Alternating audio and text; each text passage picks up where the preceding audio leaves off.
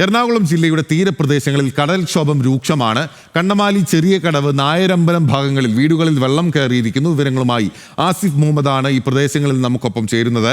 ആസിഫ്, എല്ലാ മഴക്കാലത്തും തീരാത്ത ദുരിതമാണ് കണ്ണമാലിക്കാരുടെ ഉൾപ്പെടെയുള്ള ആ പ്രദേശത്തുകാരുടെ ഈ കടലാക്രമണം ഉൾപ്പെടെയുള്ള കാര്യങ്ങൾ. അവിടെ ടെട്രോപോഡ് ഒരു നിശ്ചിത ദൂരം വരെ വിരിച്ച സ്ഥലത്ത് കാര്യമായ പ്രശ്നങ്ങൾ ഉണ്ടായിട്ടില്ല എന്നുള്ളതാണ് എല്ലാ വർഷവും കേൾക്കുന്നത്. പക്ഷേ അത് പൂർണ്ണാർത്ഥത്തിൽ ആ പദ്ധതി പൂർണ്ണമായിട്ടില്ല. ചെല്ലാനം ഉൾപ്പെടെയുള്ള പ്രദേശങ്ങളിൽ പല ഭാഗങ്ങളിലും ഇപ്പോഴും ടെട്രോപോഡുകൾ ഇല്ലല്ലോ. ഇപ്പോൾ എവിടെയൊക്കെയാണ് ഈ കടലാക്രമണം രൂക്ഷമായി നിൽക്കുന്നത്? ആ മനുഷ്യരുടെ ജീവിതം എത്രത്തോളം ദുസ്സഹമാണ്?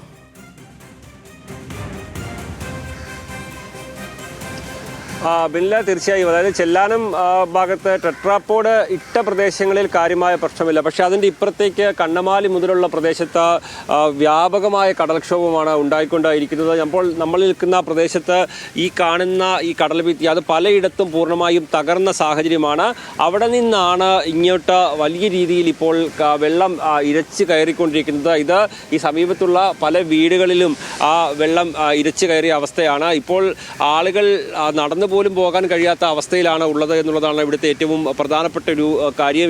ഈ സമീപത്തുള്ള വീടുകളിലെല്ലാം വെള്ളം കയറിയ ഒരു സാഹചര്യം ഇപ്പോഴും നിലവിലുണ്ട്.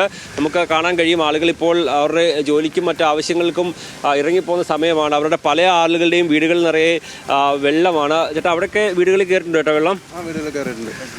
ഇപ്പോൾ ഇച്ചിരി രൂക്ഷ കൂടുതലാണെന്ന് തോന്നുന്നു. ഇത്തിരി കൂടുതലാണ് എന്ന് വെച്ചാൽ ഇപ്പോൾ ഇന്ന് നാളെ വാവാണല്ലോ, അപ്പോൾ അതിൻ്റെ ഇതാണ്.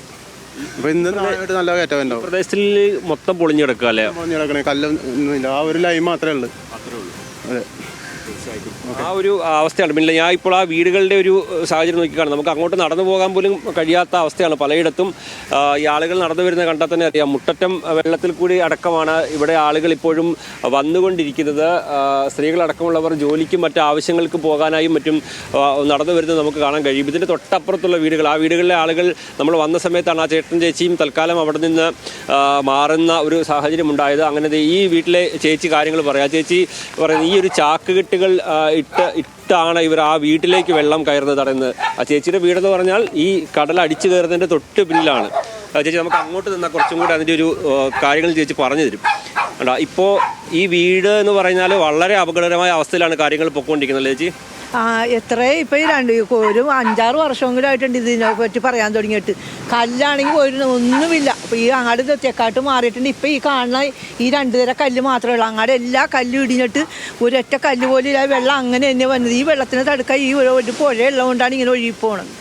അത് എല്ലാ വീടുകളും വെള്ളത്തിൽ മുങ്ങിക്കിടക്കണേണ്.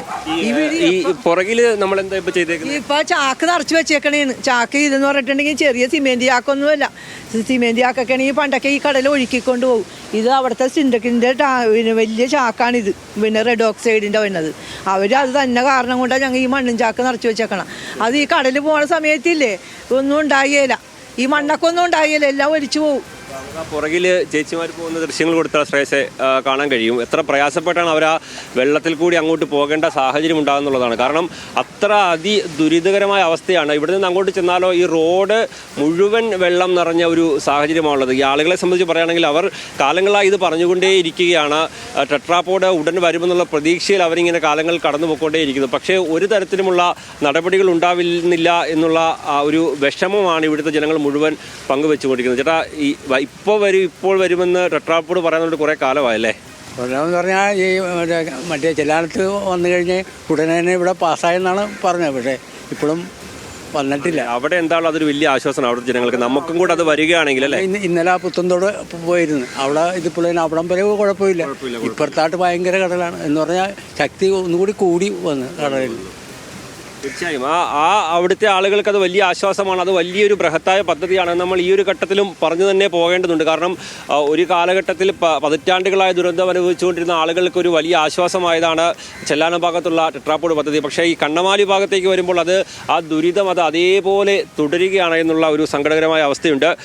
ചേട്ടാ, ഇപ്പോൾ ജോലിക്ക് പോലും പോകാൻ പറ്റാത്ത സാഹചര്യം അല്ലേ? പറ്റില്ല. ജോലിക്കൊന്നിനും പോകാൻ പറ്റില്ല. എല്ലാവരും ഇത് നോക്കി ഇങ്ങനെ കുട്ടികളും പെണ്ണുങ്ങളും കൊച്ചുങ്ങളൊക്കെ ഉള്ളതല്ലേ. അപ്പോൾ അവരെ നോക്കാണ്ടിരിക്കാൻ പറ്റില്ലല്ലോ. അതാണ് അവസ്ഥ.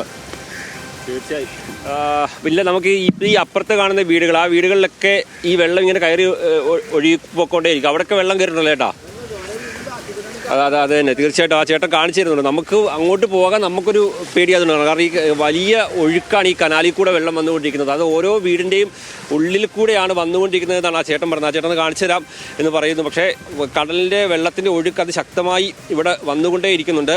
അങ്ങോട്ട് കടന്നു പോകാനൊക്കെ ഒരു പ്രയാസമുണ്ട്. സ്വാഭാവികമായി ഈ ജനങ്ങൾ മുഴുവൻ ഇത്തരത്തിലുള്ള വലിയ ദുരന്തമാണ് ഇവിടെ അനുഭവിച്ചുകൊണ്ടിരിക്കുന്നത്. ഓരോ വീടിൻ്റെയും ഉള്ളിൽ കൂടി കയറി വന്നുകൊണ്ടിരിക്കുന്ന വെള്ളമാണ് ഇത് എന്നുള്ളതാണ് ഒരു പ്രധാനപ്പെട്ട സംഗതി. ഈ സമീപത്തുള്ള ഇങ്ങനെ നിരവധി വീടുകൾ, എനിക്ക് തോന്നുന്നു ഈ ചെല്ലാനത്തുള്ളതിനേക്കാളും കൂടുതലൊരു ജനസാന്ദ്രത ഈ ഒരു പ്രദേശത്തുണ്ട്. കാരണം ഓരോ പ്രദേശത്തും നിരവധി വീടുകളുണ്ട്. ആ വീടുകളിലെല്ലാം ഇങ്ങനെ വെള്ളവും ചെളിയും മണ്ണും കയറിക്കൊണ്ടിരിക്കുകയാണ്.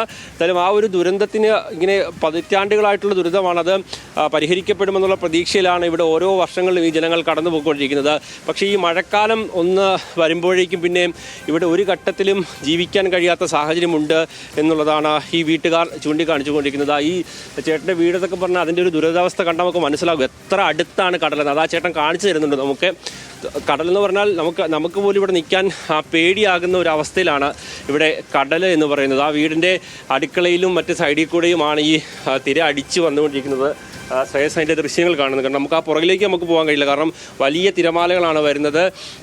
നമ്മുടെ ആ ഉപകരണങ്ങളടക്കം ഉള്ളതുകൊണ്ട് നമുക്ക് സ്വാഭാവികമായും അത്ര അടുത്തേക്ക് പോകാൻ കഴിയില്ല. ഈ രണ്ട് വീടുകളെന്ന് പറഞ്ഞാൽ ആ വീടിൻ്റെ പുറകുവശത്തേക്കാണ് ഈ കടൽ വന്നിങ്ങനെ അടിച്ചുകൊണ്ടേയിരിക്കുകയാണ്. ആ കല്ല് മുഴുവൻ തകർന്ന് കിടക്കുന്ന അവസ്ഥ. ചേട്ടാ ഇവിടെ ഈ രാത്രിയിലൊക്കെ കിടന്ന് പേടിയാണ്. എന്ത് ചെയ്യാനും ജീവിക്കാതിരിക്കാൻ പറ്റൂലല്ലോ. നമുക്ക് ഇട്ടിട്ട് പോകാൻ പറ്റൂല. എന്ത് ചെയ്യാനും നമ്മുടെ അവസ്ഥ അതായിപ്പോയി. ഭയങ്കര കടല. വീടിൻ്റെ പുറകെ വന്നാൽ ഇടിക്കണം കടൽ. തീർച്ചയായിട്ടും എനിക്ക് തോന്നുന്നു അങ്ങോട്ട് പോകാൻ കഴിയാത്ത നമ്മുടെ ഉപകരണമുണ്ട്. കാരണം വീടിൻ്റെ പുറകെ ഇവിടെ കയറി നോക്കിയാൽ മനസ്സിലാകുന്നതാണ്. വീടിൻ്റെ തൊട്ട് മുകളിലേക്കൊന്ന് കയറിയാൽ. കാരണം ഈ ഒരു പ്രദേശത്തിൻ്റെ അവസ്ഥ, അതിൻ്റെ ഒരു വലിയൊരു ദുരന്തം ഇവിടെ അനുഭവിച്ചുകൊണ്ടേ ഇരിക്കുകയാണ്. കടൽ ഈ വീടുകളിലെല്ലാം ആളുകൾ താമസമുള്ള വീടുകളാണ് എന്നുള്ളതാണ്. കാരണം അത്രത്തോളം ആളുകൾ തിങ്ങിപ്പാർക്കുന്ന സ്ഥലങ്ങളാണ് ഇവിടെയെല്ലാം. പല വീടുകളുടെയും പുറകുവശത്തേക്ക് വന്ന് അടിച്ച് തകർന്നു പോയിട്ടുണ്ട്. ആ വീടുകളൊന്നും ആൾതാമസമില്ല. 1, 2, 3 ആ 3 വീടുകളിലും ആളുകൾക്ക് പണി പൂർത്തിയാക്കാതെ ഉപേക്ഷിച്ച് പോകുന്ന ഒരു സാഹചര്യമുണ്ടായ വീടുകളാണ് ഈ കാണുന്നത് എന്നുള്ളതാണ് ഏറ്റവും പ്രധാനപ്പെട്ടത്. അപ്പോൾ ഇങ്ങനെ ഈ നിരയിൽ മുഴുവൻ വീടുകളാണ്. ആ വീടുകളിലേക്ക് മുഴുവൻ ഇങ്ങനെ കടൽ ആഞ്ഞടിച്ചുകൊണ്ടിരിക്കുന്ന ആ ഒരു സാഹചര്യം. ഇന്ന് കടൽ വലിയ പ്രക്ഷുബ്ധമായ ഒരു സാഹചര്യമുണ്ട്. അതുകൊണ്ട് തന്നെ ഈ വീടുകളിലൊന്നും ആളുകൾക്ക് താമസിക്കാൻ, ആ വീടിൻ്റെ മേൽക്കൂരയിലൊക്കെ കുട്ടികൾ പോലും കയറിയിരുന്ന ആ കടൽ ഇങ്ങോട്ട് എത്തുന്നത് ഏതെങ്കിലും തരത്തിൽ തടയിടാൻ കഴിയുമോ എന്നുള്ള ആലോചനകൾ നടക്കുന്നു. വീടിൻ്റെ ഉള്ളിലേക്ക് വെള്ളം കയറാതിരിക്കാൻ വേണ്ടി ഷീറ്റുകൾ വലിച്ചു കെട്ടുന്നു. അങ്ങനെ ഈ ഒരു മഴക്കാലം എന്ന് പറഞ്ഞാൽ ഈ ഒരു പ്രദേശവാസികളെ സംബന്ധിച്ച് മുഴുവൻ ഒരു ദുരിതകാലമായിക്കൊണ്ടിരിക്കുകയാണ്. എന്തായാലും കടൽക്ഷോഭം വലിയ രൂക്ഷമായി നിൽക്കുന്നത്. നമ്മൾ ഈ വീടിൻ്റെ മുകളിൽ കയറി നിൽക്കുമ്പോഴാണ് നമുക്കതിൻ്റെ വിഷ്വൽ കൂടുതൽ കാണുമ്പോഴാണ് മനസ്സിലാക്കുന്നത്. കാരണം ഇങ്ങനെ ഈ വീടിൻ്റെ പുറകിലേക്ക് ജനലും വാതിലും എല്ലാം തകർത്തുകൊണ്ട് ഈ കടൽക്ഷോഭം ഈ ഒരു പ്രദേശത്ത് ആകെ ഇപ്പോഴും ആഞ്ഞടിച്ചുകൊണ്ടിരിക്കുന്ന ഒരു സാഹചര്യം തന്നെയാണ് ഏതായാലും ഈ കണ്ണമാലി പ്രദേശത്ത് നിലവിലുള്ളത്. കണ്ണമാലി പ്രദേശത്ത് മാത്രമല്ല, നായരമ്പലം അടക്കമുള്ള വൈപ്പിൻ്റെ അപ്പുറേ ഭാഗങ്ങളിലും ഇതിന് സമാനമായ രീതിയിൽ ഇന്ന് രാവിലെ മുതൽ തന്നെ കടൽക്ഷോഭം തുടർന്നുകൊണ്ടിരിക്കുന്ന ഒരു സാഹചര്യമാണ് ബിനിൽ നിലവിലുള്ളത്.